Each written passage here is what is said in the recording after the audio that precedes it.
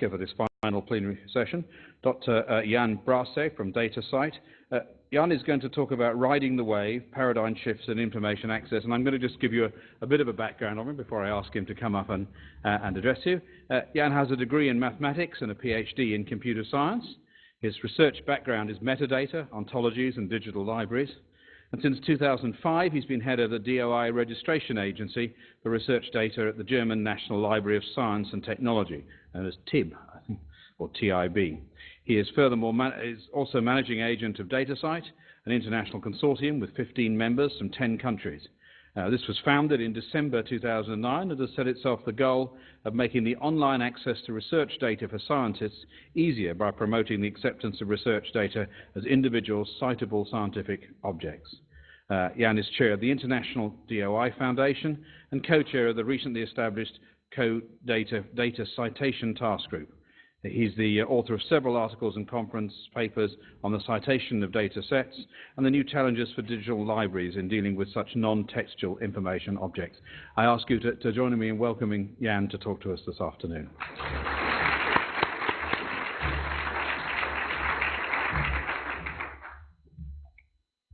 Yeah, thank you very much. It's an honor being here. It's my first time in Australia. I haven't seen much yet. I arrived on the weekend and I will fly back on the weekend, so probably I will have time to see something. But so far, I have to admit I was overwhelmed by the hospitality of the people here. I was very pleased by that. It's great to be here. I enjoyed it very much. I also was overwhelmed by the atmosphere of this conference and by the fact that even in the most serious panels and the most serious talks, there always was place and time for a little joke and funny remarks. That was very, very impressive. Peter Fox told me yesterday if I know any jokes, I could probably put them in my presentation, but I'm German, so...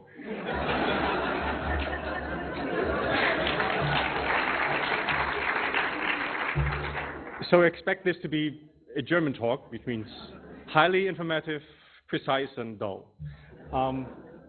So I want to talk a bit about riding the wave, paradigm shifts in information access. The talk will have mainly two elements. The first will be looking closer at what happened with science in the last decades. What is this paradigm shift that Jim Gray was talking about? How does it inflict what libraries are doing? I would like to stretch this out from the library's point of view because I believe that libraries play a very important role in e-research.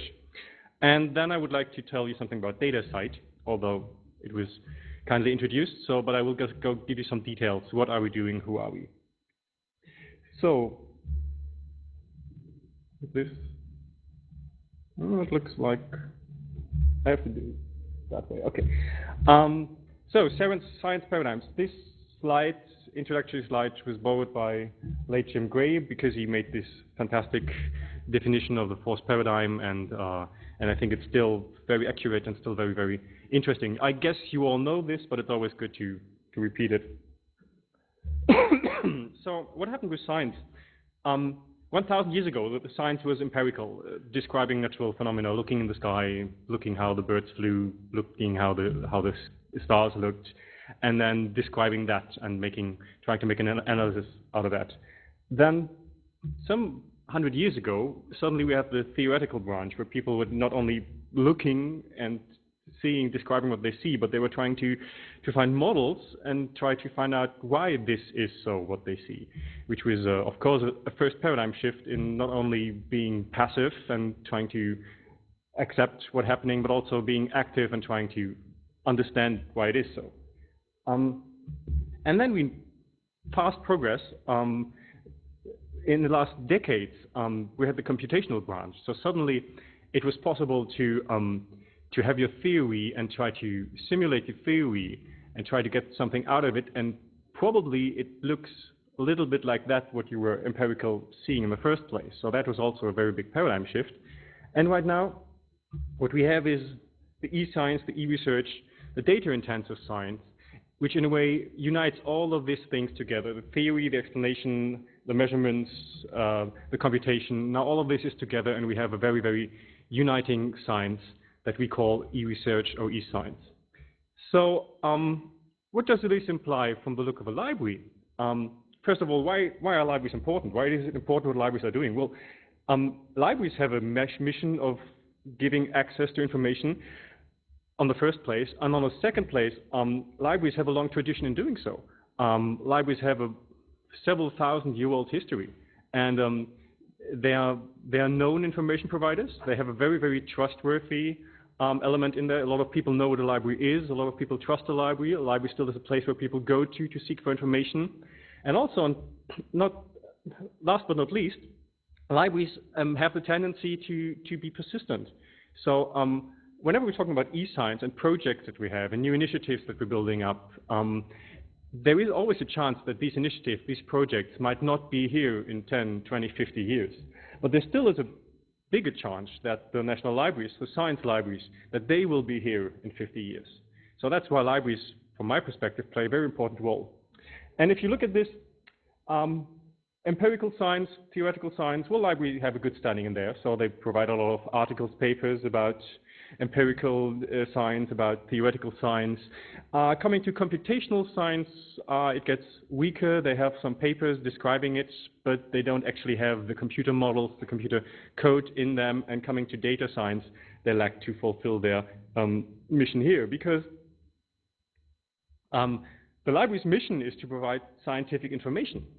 And as we've seen, scientific information is not only an article or a book. Scientific information is much, much more. That is, in the last days, we heard a lot of people doing science with a lot of different content types and a lot of information, and all of this is scientific information. And if libraries take their mandate seriously to provide this information, then they should open their catalogs to all this non-textual information. There is no reason why prominent, important data sets are not available through library catalogs. The same as video, audio, some other type of content that is of importance. It all should be accessible through a library if they take their mandate seriously. And that implies a lot of things. That also implies a fundamental change in the definition of a library catalog. For centuries, a library catalog was the snapshot, the window to your own holdings. You told the people, this is what I have in my cellar, this is what I can give you. And but of course, through the internet and through the technologies, this changed. Well, it should change. It has not changed already, although some libraries now have in their catalog some PDF documents that they don't store themselves. So, but it should change, because the library catalog is not only should not be only the window to your holdings, but it should be a portal in a net of trustworthy providers of scientific content. So the idea is that a user comes to your library with a query, and ideally, the library should be able to tell the user, we do not have what you're looking for, which implies, of course, we know what you're looking for. We understand your query. We know what would be the perfect search result for your query. We do not have it, but we know where you can find it, because that is our mission, to know where this content is that you're looking for, and here's the link to it. This is, of course, something that is very, very internet Google-like. People go to search portals like Google with a query, and hopefully they expect the search portal to give them the link to the content. And this is something that library catalogs should do as well. Provide the user a query result with the right thing that he's looking for and the link how to find it. And now, wearing my library hat, TIB, as introduced before, is the German National Library of Science and Technology. We are not the German National Library. This is tricky. I will give you some more explanation on that. But we're the German National Library of Science and Technology. We're the subject library in Germany for architecture, chemistry, computer science, mathematics, physics, and engineering. We're also a global supplier for scientific and technical documents. So we send our documents all over the world. We're funded by federal government and federal states with a big annual acquisition budget, and we have a lot of items in our catalog. Just a background to what we are. Because TIB has started to open his catalog to this non-textual information. So if you go to our catalog, you find a lot of information that's not an article, not a book, because we believe that this is our mandate. I would love to show this to you, if it works. So let's see if we get the internet connection working. Get info, that's our portal that we use. So here it comes. So, oh, it's in English, great. So for example, oops. Anyone from Microsoft here? I know. So let's probably go look for Safot. Okay, what do we have here? If you look down there, these are search results, and you see, oh, all of them are not only free access, but all of them are Forschungsdaten, which means research data. So you can go to one of them, and then you see the catalog entry for this research data. You have the abstract information telling you what this is all about. It says it's research data. It has this many data points. This is the publisher. This is the DOI to access it. I will come back to DOIs later. And you can go to data, and then actually you leave now our catalog and you're resolved. You moved from our catalog to the data center where this data set is available. So this is actually the scientific drilling database, and this is the information about the data set. It has a citation.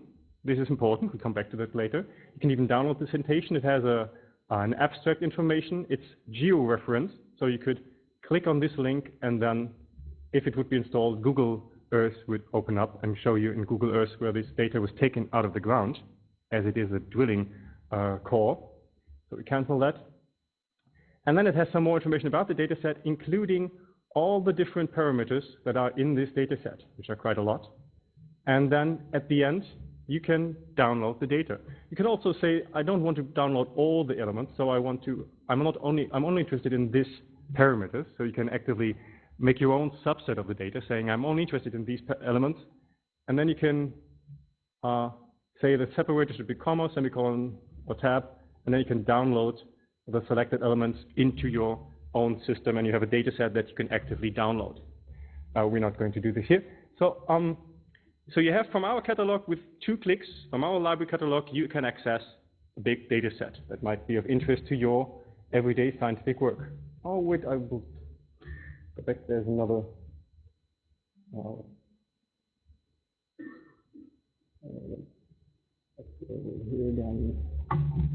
Let's make another.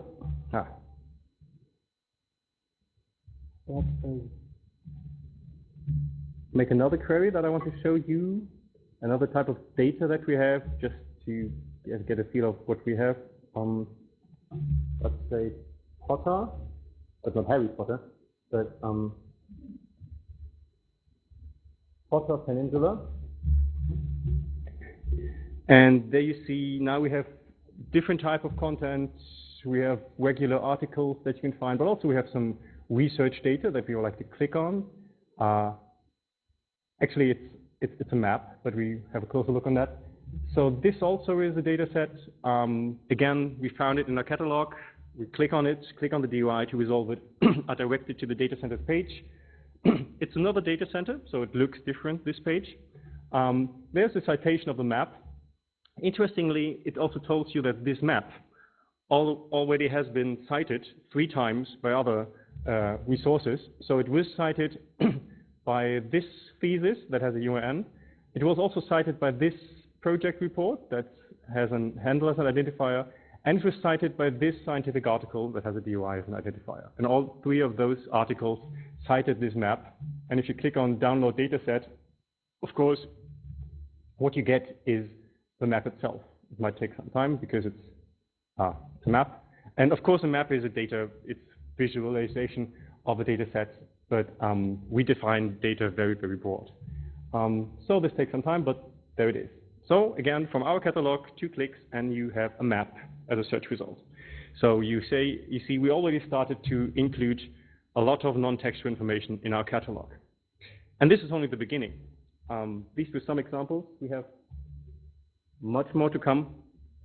Because as you recall, what you've seen was a classical search with catalog metadata. We were searching through the title. We could have searched through the author, through other contextual bibliographic information. But of course, depending on the type of content, it might be more interesting to have other ways of searching for this content, because of course there is data or content that is not classically searched by in a bibliographic way. And also it might be presented in a different way. That was very, very classical, what you've seen with the search results. So also we're very interested in finding out, developing tools to address different types of search and also to handle different formats. For example, as you might recall, we are the National Library for Architecture, so we have a lot of architectural models in our catalog. So how do you query for an architectural model? Most likely not by textual information saying I'm looking for a house with 3 floors. That might not be very effective to make a search like this. So there's the project Probedo that has the idea to make a content-based indexing of the elements and make a visual search of it. I will just show you the principles here. There's a pilot that you can click on when you go to our webpage. The idea is to make 2 types of indexing. One is make an indexing of primitive form types, to make a primitive description of what this element is, mostly a house, but also some furniture models are in there, to how it roughly looks like, and also make an indexing with room connectivity graphs, telling you that you have different type of floors. You have different types of elements in a house, which could be a corridor, and from the corridor there are 5 rooms going from the corridor, and then there's stairs going up, and you have another floor with a corridor and 5 rooms. And all of this can be modeled in a context graph. And the idea is, if you now make a search, you can either make the search by 3D sketching, so you can actually have a tool where you can draw a 3D model saying I want to look for CAD files of houses that have this shape, or I'm looking for CAD files of a chair that look a little bit like this. And also you can describe it by making your own attribute graph and saying I'm looking for CAD models of houses that have a long corridor with 20 rooms going from the corridors and they end in a big hall. And you can make this query and then you get some results out of it, and the results are visualized also in displaying you how it looks like. So that's very prototypish, it's very interesting, and it's something that the architects very, very much like. We made some evaluation and they were very much behind this because it gives them complete new opportunities to actually search for content.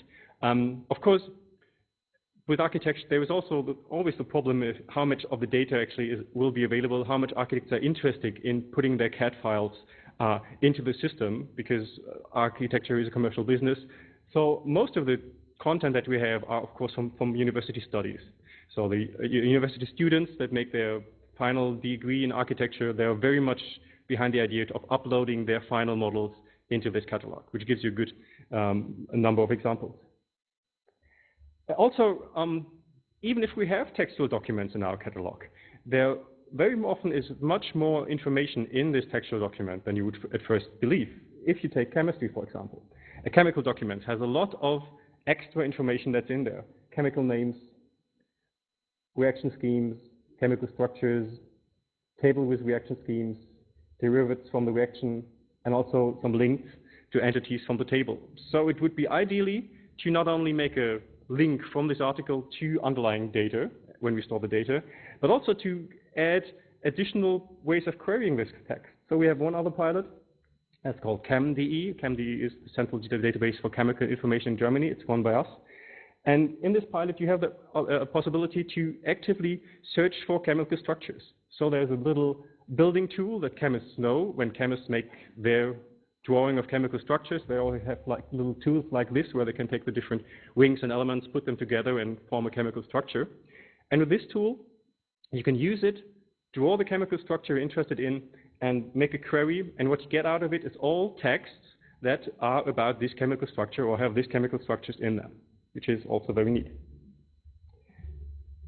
Furthermore, one thing that we just started in a project, that's the spectral information, but a lot of the data that we have, of course, is time-sensitive data. So very often the data has one time element, and then we have some curves that change over time.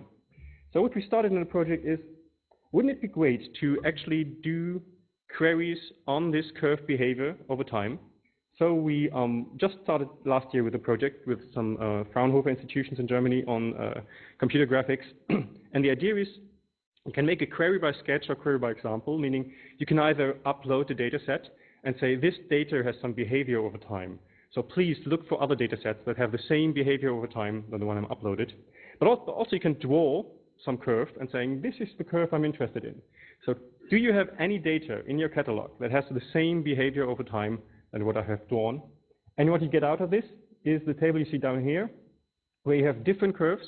All these curves represent a whole bunch of research results, and there's some coloring in there, and the most blue, the most dark element there is the curve that's most closest to the one that you've drawn. So when you click on that, what you get are a set of data sets that have exactly in one element the same behavior over time as the one you've drawn. I very much love this example because we have I think we have roughly 3,000–4,000 data sets in our catalog so far. Numbers, of course, rising. Most of them are from earth science. We have some material science in there.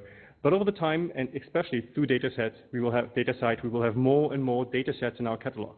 So wouldn't it be great in the future that you have the possibility to draw a curve and find out that this curve behavior, it can be found in the weather in Melbourne and in the sale of mobile phones in Tasmania and the age division in some other country, to see that from total different domains you have exactly the same curve behavior, and then try to find out, is there something behind it? Is there a reason why this is so? And then compare that, and suddenly you have some new ideas for science behind that. So that's why I'm very interested in that. So this is actually what I wanted to tell you first about what we as a library are doing and why we believe that e-research is important for libraries, and that is something that we're already working on. But of course I'm from DataCite, so I would love to be a little more, give some more details about DataCite itself. So you've seen we have already data sets in our catalog, but generally, what is the problem with data? So why is data of interest? Who am I to tell you to this crowd? I've seen in the last 3 days, data was the top theme in all talks, so you all know that data is important. But there is one problem with data. In the classical workflow and life cycle of a data set, data are analyzed, interpreted, they become information. The information is published in a paper, and this paper probably is knowledge. So we have this classical data, information, knowledge. Of course, it's very similar to say a publication is knowledge, but let's make it this simple for this example. And the problem, of course, is the knowledge, the publication is easily accessible. The information that's in the publication is easy traceable by understanding the publication. But usually the data that's behind it, and the data that was a foundation of all this, is usually lost. Because what happens, we've seen it in some talks, some other evaluations, the data is stored on some private laptop, and when the PhD student leaves the institution, then he takes the laptop with him, or the data is lost, or probably the data is on a CD-ROM that's filed somewhere and somebody forgot where it is. Because still, in the most universities, institutions, there is no data policy. It changes, but it changes very, very slowly. And this, of course, is a scandal. And it's very strange that this was accepted for such a long time, especially by the funders. Because you have no problems going to your funders saying that I want to have $3 million for making a big experiment, sending some ships out to the ocean, make measurements. And they say, yeah, well, go ahead. You have written a very good proposal. You get the money. And then you say, oh, I would love to have an additional $2,000 for buying a storage device and storing the data, make it accessible. They say, well, we cut that. That's not research. So you can have the millions, but not 2,000 for the storage device. So the result is that a lot of money is spent for a lot of intensive, very expensive research, but when it comes to making this data available and the outcome of the research, so that's actually where the money was spent for, then there usually is no willingness to do so. And this is something that we thought we would love to change this. So how can you change this? Well, the idea was there are many aspects of making data available and ideally citable. And one element of this, apart from installing data centers, having a mandate for giving data away, encouraging the scientists to make the data available, the one small, tiny element that puts all of this together was what we found is give identifier, especially DOI names, to data sets. I'm not quite sure if you're all familiar with the DOI itself as a technical identifier that is persistent. In a nutshell, whereas URLs are not persistent, so even if you store your data somewhere and make it accessible through an URL, chances are that some years from now the URL might not be persistent and you would not find the data. So ideally it would be to give a DOI, an identifier to the data set that's stable, so other people can always find the data. Because And this is the charming idea behind it. Give a DOI to a data set makes this data citable. And this is actually was the goal from everything that we were doing, make data citable. That's why we call data cite. If data would be citable, data can be handled as an independent scientific object, and it can be linked to directly from the article. An article is about the data set, and we have a link from the article to the data set. A project was finished. You give your project report to your funders together with a bunch of IDs that go directly to your data set. So the funders on their page can display, these are the results of the great project. These are the DOIs or the identifiers to actually find the data set, which makes the data, of course, become much more visible. Also, much more easily reusable, because reusing of data is a very important element of science. It's important to reuse the data. Also, and this is something for the funders, it makes it easy to be verified. And actually, when we started with the project, which was some time ago, we'll tell you about this, falsification of research was a very, very hot topic. And it was shown in the last years that it is very tough to write articles about fraud science if you have to give the data away together with the article. I don't know how many of you believe that mobile phones cause cancer.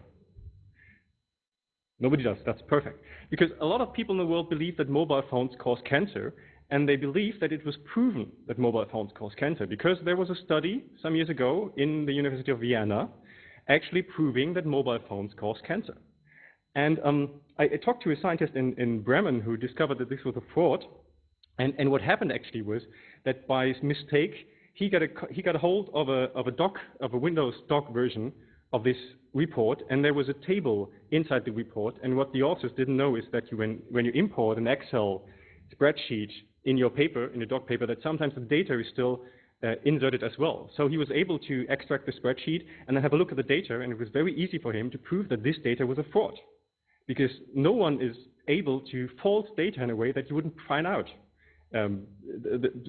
Actually, making false data is impossible still for people. So he could prove there was a fraud behind this, and then after some discussions, the scientists in Vienna had to admit, yes, we falsed the research. It was not proven at all. It was just we were under stress and we wanted to prove it. So there was actually no evidence that mobile phones caused cancer. And this was only possible because the data was available. In the usual PDF version of the article, the data was not available. We were not able to prove this. So this is something, if we talk of preventing falsification in research and fraud publications, it is a very much argument pro making the data available. If you make the data available, this is very, very, very, very tough to do. And talking about not only proving falsification, but talk of reuse of data, of course, if, and this is the most interesting bit of this, if we have a citable data set, other scientists might be interested in using it. And by using the data in another publication, they actually will cite the original data, and this will give scientific reputation in the form of a citation index to the original creator of the data. And hey, that's great, because we heard a lot of data infrastructures here in these last days, and we already have a lot of good systems where you can actually put your data and make it available. But of course, you have to convince the scientists that this is good for them. And classically, you have two options. You can have the carrot or the stick. The stick would be that the funders would say, you won't get any money if you don't make the data available. Or the publishers say, you won't have any publications unless you publicize the data as well. But the carrot, of course, is if you store your data, you will receive a DOI for that, and the data will be citable. So it will be an independent citable object. And even if you don't write a paper about this, some other scientists will do, and they will cite you. So next time you're in your tenure report, you can say, this is the list of my publications, and this is the list of my data citations. So that's a good incentive for the scientists to actually make the data available. Furthermore, there is something called the Brussels Declaration on STM Publishing that says, I think it's from 2006 or 2007, the STM publishers declared together that if you have an article and there's underlying data, then this data should be freely available. I think it quotes the raw data underlying an article should be freely available. it would be interesting to find out what the publishers exactly mean by raw data and what they exactly mean by freely available. But we're currently working on that to find it out. But also, by giving the DOI to a dataset, it's an option to do so. So the publishers can say, well, this is an article, and we have the data is an independent published object, and there's a link from the article to the data. You can avoid duplications by making data available, because before you start your research, you can find out if this has probably already been done. Somebody had made the same experiment, and then you can use his data. Or, on the contrary, you find out somebody made this experiment 20 years ago, so it might be even more interesting for you to do the same experiment now and compare them and see, has something changed? So that's motivation for new research. So how to achieve data citation? Well, science is global. So if we want to actually bring data citation forward, it's good to do this on a global level, because science is global, scientists work on a global level, and we need global standards, global workflows to make data citation possible. It's something that we all have to do together. But science, although being global, is carried out locally by local scientists. The local scientist is a member of his local infrastructure, his local institutions. He has his library that he likes to go best, and he has this local funders. So ideally what we need is a global consortium that's carried out locally by local people. And that's exactly what DataCite is. DataCite is a global consortium carried out by local institutions. As said before, we're focused on improving scholarly infrastructure around datasets and other non-textual information. We're focused on working with data centers, so we offer a service to organizations that hold data. We want to provide standards, workflows, best practice that we share with other people. We are based on the DOI system. I just want to mention here, based on the DOI system doesn't mean that if you're a member of DataCite, you are only allowed to use DOI as an identifier. ANS is a great example. ANS is a member of DataCite. They use handle for a lot of datasets, and DOI is names for datasets that can be seen as publication. Because there are a lot of identifier systems out there, and all identifier systems are good. There is no bad identifier system. They all have their certain use case. And when we look at the use case of DOI, then the use case where the DOI is the best identifier is to have data sets that can be handled as publication and can be cited to from articles. Because a DOI is an identifier if you want to persistently make something available forever. That's when you use a DOI. If you want to use a handle is a good identifier to just make something findable for the time of its existence. Because in theory, you can erase a handle, you can change the content behind a handle, so it's good to have a stable reference to something during its lifetime. But a DOI is forever, so you're not allowed to change the content of a DOI or to erase it. We were founded December 2009 in London. The road leading to that is worth mentioning, because in 2003, we started working on this. We, in this case, is TIB as a library. There was a project funded by the German Research Foundation where the 3 German world data centers came together with TIB and started to think of, wouldn't it be great to make data sets citable? And then 2005, TIB became a DOI registration agency. We were one of the first non-commercial DOI registration agencies, and we were the first with a focus on research data. And then for 4 years, we were successfully assigning DOI names to non-textual information and data sets. And then more and more, we got in touch with other organizations throughout the world who were interested in doing the same. So we signed the Paris Memorandum in 2009, and at the end of 2009, we founded DataCite with 7 members. And ANS was there from the beginning. ANS was a funding member of DataCite. And now we have 15 members in DataCite. I will tell you who they are in a second. And we have assigned over 1.2 million DOI names to datasets and other non-textual information. And what I really love about this history graph is that, without sounding too proud, but this is a very great example of how a project should be. Because actually, it started with a need from the scientists. So the idea of this project came out from the science. They got some funding, they got some grants for a project, and the project ended in 2008. And as a result of the project, we had a service, we had an infrastructure. So, hey, this is how a project should look like. A need from the science community, some funding, and then at the end, the service. So these are the DataCite members. we have, and I'm sure you cannot read it all, so I will read it out. We have the Technische Informationsbibliothek, TIB, German National Library of Science and Technology. But by the way, this is one German member. We have 4 German members. I will jump a little here. TIB, then you can see that there is ZBMed Germany, ZBW Germany, and GESIS Germany. It's the National Library of Science, National Library of Medicine, National Library of Economics, and the Leibniz Institute for Social Science. This is remarkable that we have 4 DataCite members in Germany, which is due to the fact that in Germany the science system is totally heterogeneous. We have 4 national libraries. We have us, the technical library, the economics and medicine. Then we have the German National Library, which is totally different. Then we have 2 Staatsbibliotheken, and I cannot even tell you what they are for, but they're also very prominent. They're in Munich and Berlin. And then every state has its own state library, and every university has its own university library, and the big universities have big university libraries. Then we have the Max Planck Society with their own digital library. Then, of course, we have Helmholtz, Fraunhofer, Leibniz, the other research institutions.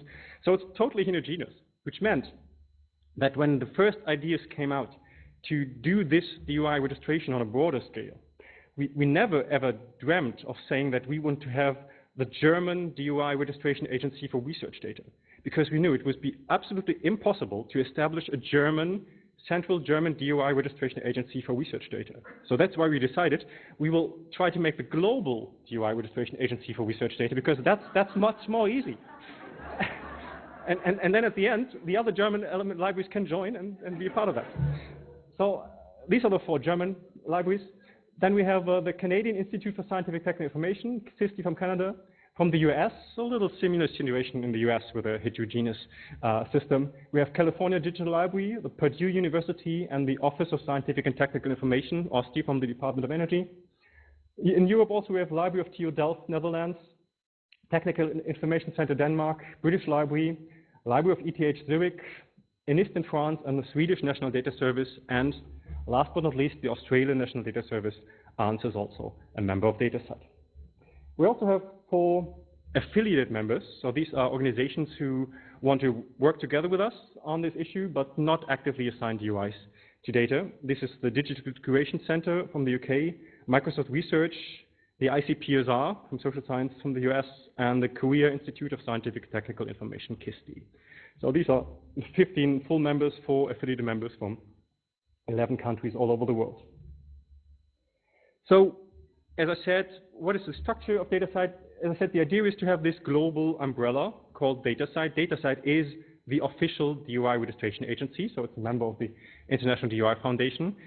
Its office is at TIB, and I'm the managing agent of DataCite. And DataCite is the global umbrella. So all global players, publishers, global science unions, CODATA, ICSTI, all these global bodies, they work together with DataCite because they're interested in having a global partner to talk with.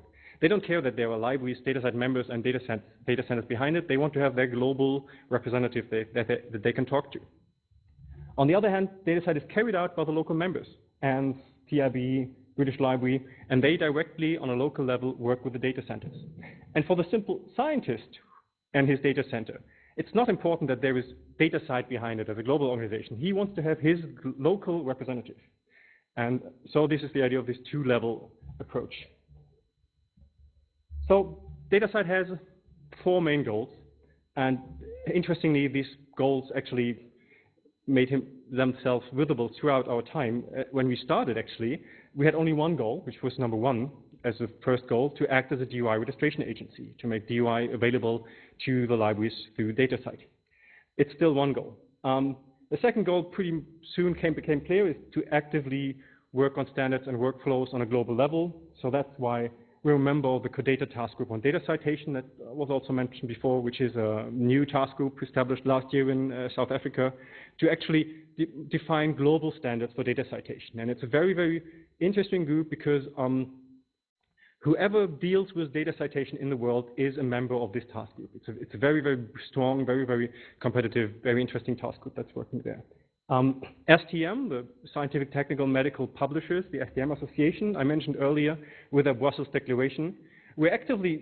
Currently, we're very much talking to them about this Brussels Declaration, and hopefully in March next year, we will have a conference, an XD conference in Paris, where STM and DataCite might together make a declaration on how this process declaration on raw data can be interpreted. So what the publishers define by raw data and how they say that what they mean with freely available, and give some examples how this is possible. XD is a global body of information institutions, we're a member of that. And one of our goals in the future is to use DataCite, its members, and its power to actively work on a data citation index. But we might come back to that later. The third goal that we have is to have a central portal for our metadata. I will show it to you in a minute. Why is this important? Probably not to actively search for data sets. Because if you really want to make a qualified search for data sets, you might prefer to do this on the data center site itself. But the central metadata portal that we build up is interesting to give the metadata to third parties. ISI from Thomson Reuters will call this, Scopus from Elsevier will call this, Microsoft Academic Research. These are all parties who can take this metadata, include it in their systems, and then map to the data and make the links between the data visible. So that's also very important to probably find out if the data has been cited by our article. And last but not least, and this is something that is pretty new, it came up in summer. In June this year, we had the DataCite summer meeting in Berkeley, which was a great success. And as a result of that, we suddenly realized that DataCite now has become a community, and it's a community where all the different stakeholders come together, the libraries, the data centers, the publishers, the funders, the scientific unions, to discuss the issue of access to data, making data available. So what we will stretch more in the next years is the idea of DataCite becoming a community, a platform where all different stakeholders can join to use this to work on these ideas together. So I would love to tell you some more details. We have registered roughly 1.3 million DOI names so far. We have published a metadata scheme that's pretty much Dublin core based. It's not too exciting. It doesn't have too much actual technical information about the dataset, but it has bibliographic information about the dataset because it has the information that we need to establish the citation. So these 5 elements that you need for citation are in this metadata schema. But the great thing about this actually is that this metadata schema is used by all DataCite members and all data centers working with them.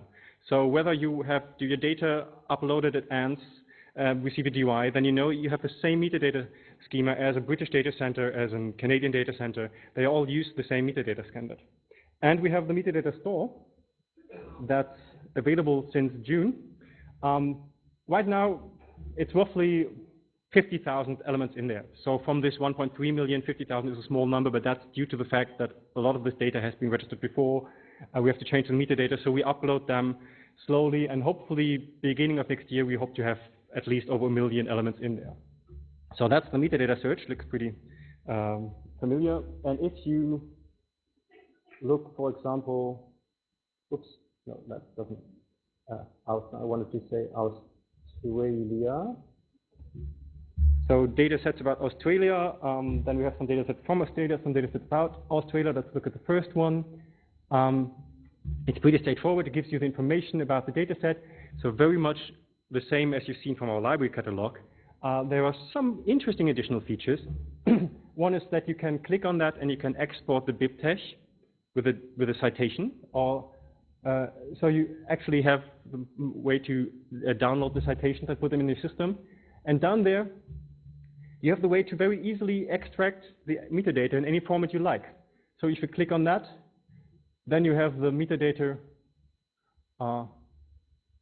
as an XML file, and you can download that. So you can extract this metadata in XML, in text, in RDF, in Turtle, BibTeX, and other formats, or of course HTML, which lead you to that page. So that's very interesting, and that's something that I would love to go in more detail, because there's something behind it that's called content service. I'm not quite sure if you heard that, but the idea is that everything is based on HTML requests.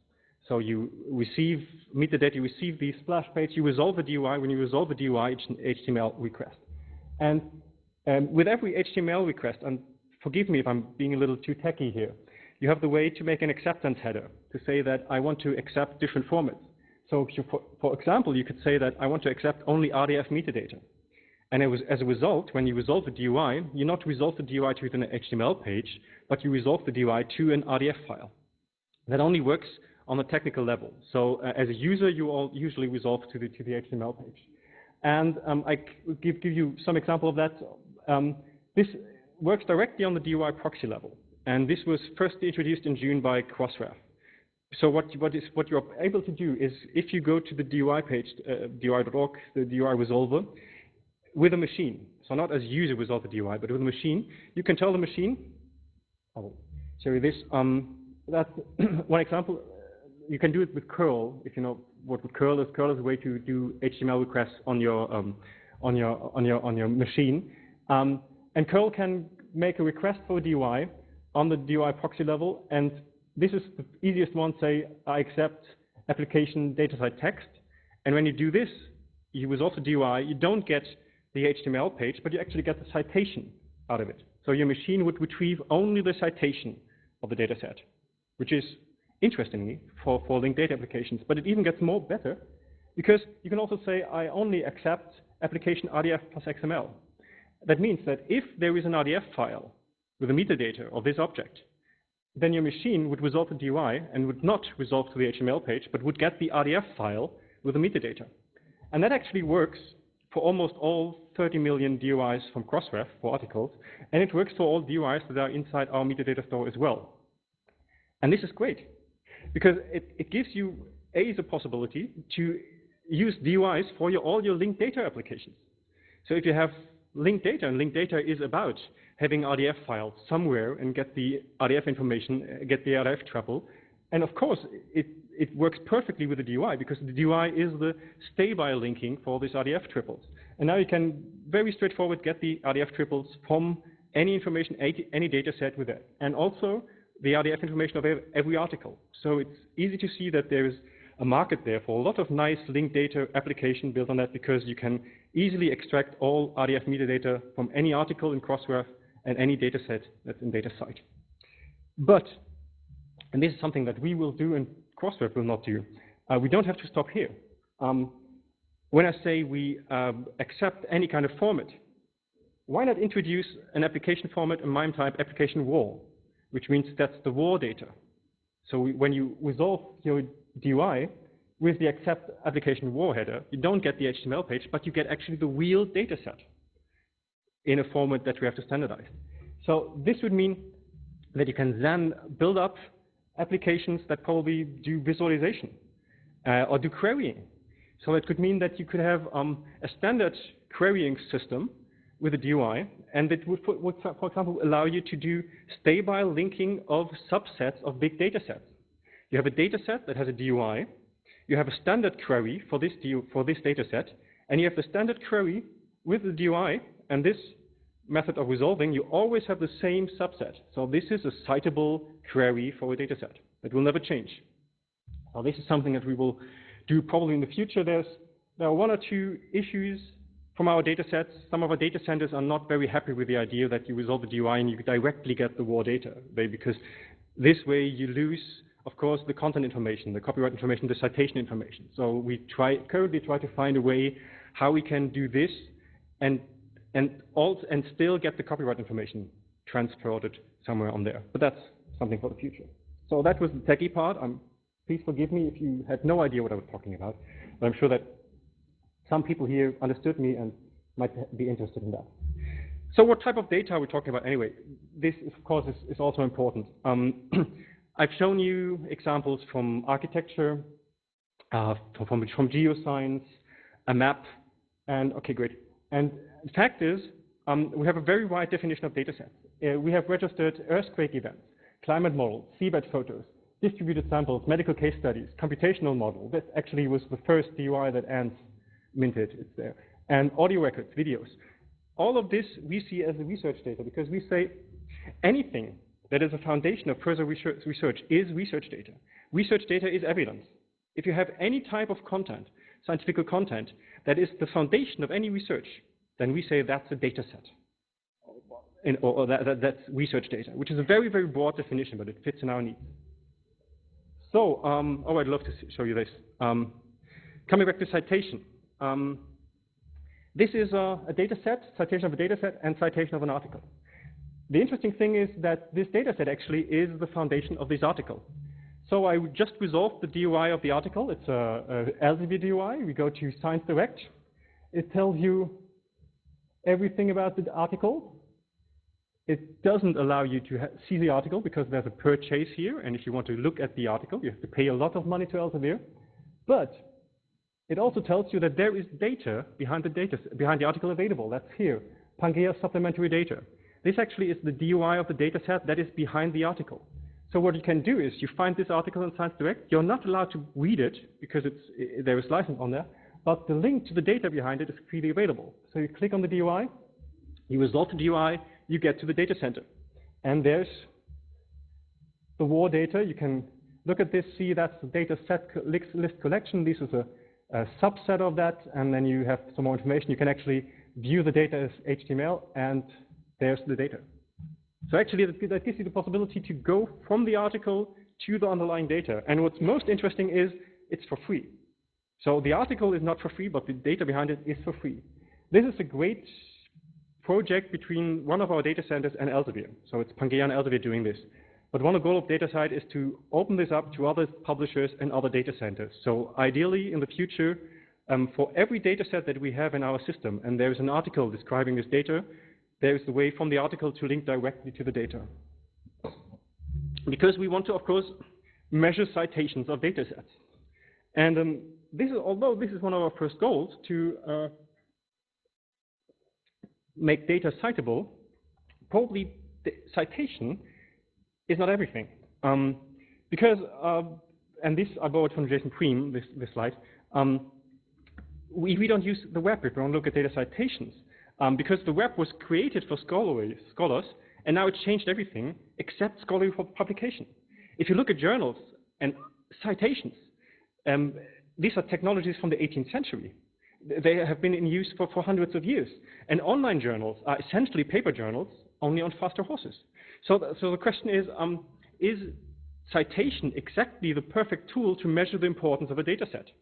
So what we love to do with other people together is, of course, to measure the citations of data set, but go probably beyond that. Because there is a different kind of reuse.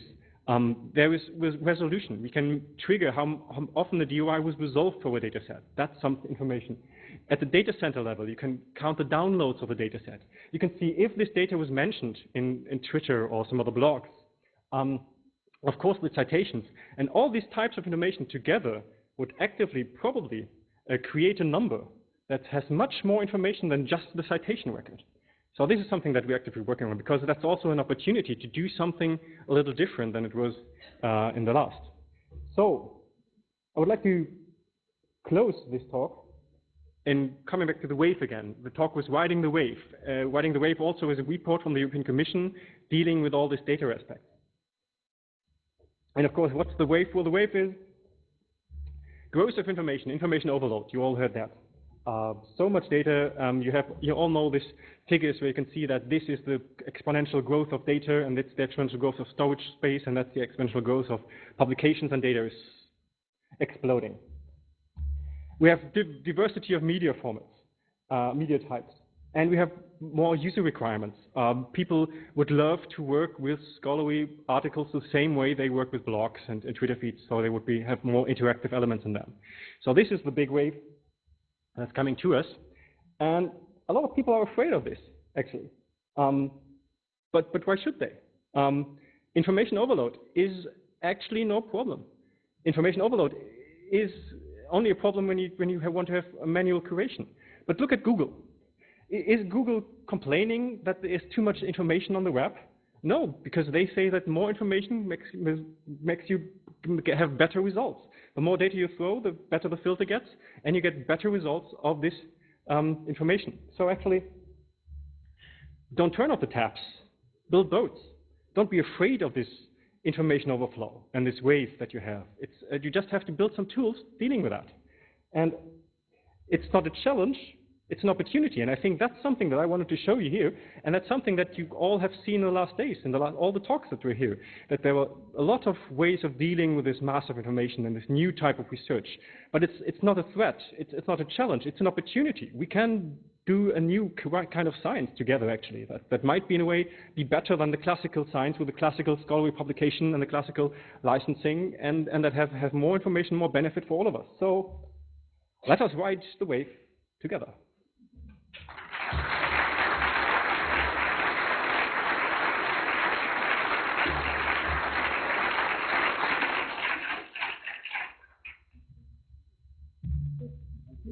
Thank you. Thank you. I thought we might have time for perhaps one question, if anyone wants to do it, that wants to brave with such a tremendous presentation from Jan there. Anyone want to have a last question for the conference? Oh, there's almost no one with great bravery here, is there? Oh, go on, Richard's going to. You need to go to a microphone just so we can pick it. One of DataCite, or? Currently, DataCite has no funding at all. We are funded by the membership fees from the members. We're currently looking at third-party funding from the European Commission. But the thing is that from the beginning of DataCite, we were really interested in doing something because we believe it was worthy doing it. So we never actually looked for third-party funding, because third-party funding means, of course, write a lot of good proposals and probably shape your idea in the right format. So we just said, well, let's do it anyway, and just. We are carried by the membership fees, so that's our sustainability model. And then we're also relying on the fact that most of our members are libraries, who probably will have a lot of sustainability.